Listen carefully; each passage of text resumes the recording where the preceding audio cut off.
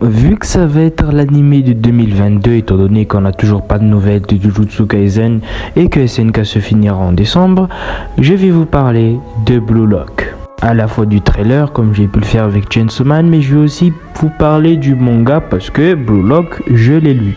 Bon, évidemment, on va commencer par les bases. C'est quoi Blue Lock ?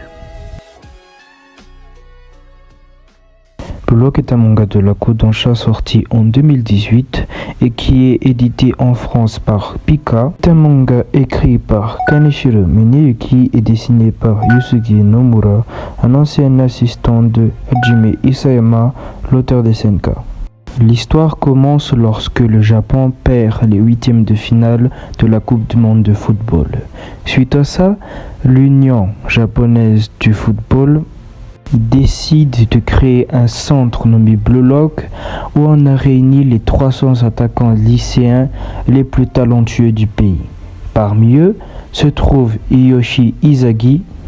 C'est un attaquant talentueux qui malheureusement n'a jamais eu l'occasion de tirer étant donné que il partageait le ballon. Le foot est un sport qui se joue à 11. Et ben ça l'a fait perdre. Parce qu'il est gentil? Non, parce qu'il est con. Le foot, ça se joue perso. Et c'est pas moi qui dis ça, c'est le manga. Donc à l'aide du programme Blue Lock, Oichi Izagi va apprendre à devenir un putain d'égoïste, manipulateur et accessoirement le meilleur attaqueur du Japon. Ah mais vous en faites pas, niveau personnage secondaire on n'est pas mieux hein. T'as le fameux mec avec deux personnalités, à croire que ça va devenir un cliché dans les mangas de sport. T'as le créateur de Blue Lock qui est un psycho qui monte des enfants les uns contre les autres afin que ils s'écrasent leurs adversaires pour devenir les meilleurs. Super psychologie en tout cas monsieur hein. Même en sachant que ça allait envoyer chier les pouvoirs de l'amitié et tout le tralala, j'ai été extrêmement surpris en lisant Blue Lock. Côté chacun pour sa gueule est très mis en avant, on parle même d'armes, d'égo, d'écraser l'équipe de son adversaire. Mais c'est tellement appuyé que ça en devient drôle au bout d'un moment. Tous les personnages sont des putains de psychopathes et t'as l'impression d'être à la maison des fous. Bon, je vais pas vous rabâcher 10 000 fois le truc du oui, c'est un peu comme dans la vraie vie, dans le sens où dans la vraie vie aussi on compte plus sur les capacités individuelles que sur le travail d'équipe. Mais bon, ça tout le monde l'a rabâché 1 milliard de fois. Pour que perso, le truc qui me fume le plus dans ce manga, c'est justement le côté Battle Royale. Chacun leur pouvoir cheat, leurs armes, t'as l'autre il peut tirer de la moitié du terrain. L'autre il prévoit l'issue du match avec des tactiques un peu comme Hell ou Light. Le mec qui saute super haut, t'as le mec qui fait que gueuler, t'as le mec bipolaire, etc. etc. Et pour moi, évidemment, une partie préférée, c'est les parties hors match où on en apprend un peu plus sur les personnages, où ils sont plus calmes.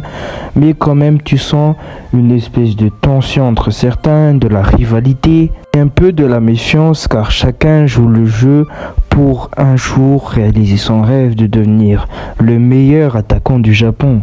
Une ambiance de compétition plus ou moins saine, ça dépend des points de vue, mais qui est super cool à suivre. Et le thriller a l'air bien, mais de ce que j'ai vu de la direction artistique et de l'animation de ce dernier, j'ai peur que cela ne retranscrive pas trop l'impact des matchs de bloc, des techniques qu'ils emploient lors des matchs. Mais après, on verra. Peut-être que c'est juste une impression. Peut-être qu'ils se rattraperont sur d'autres choses. De toute manière, ce sera en 2022. D'ici là, faut attendre. Peut-être que l'animation sera mieux que dans le trailer. Qui sait, peut-être ce sera plus fluide. Mais dans le pire des cas, l'animé sera moyen. Mais je ne pense pas qu'il sera mauvais. Si je devais lui donner une note, sincèrement, je donnerais la note de 9 à Blue Lock. Car c'est un excellent animé. À voir, rafraîchissant, qui casse les codes, bien dessiné, avec des persos quand même attachants malgré le fait que ce sont des gros psychopathes.